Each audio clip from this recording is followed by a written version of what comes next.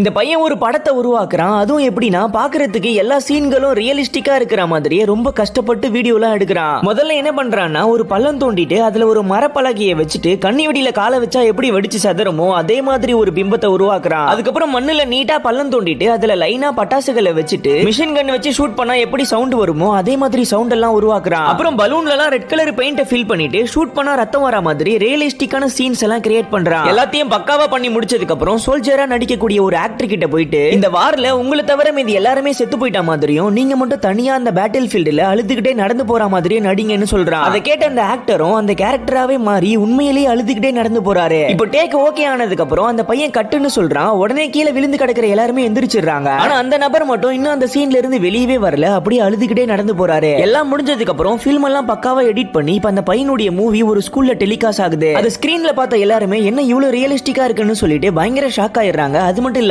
இதெல்லாம் பார்த்துட்டு அவங்களையே அறியாம அவங்களுடைய கண்கள்ல கண்ணீர் வர ஆரம்பிச்சிருது.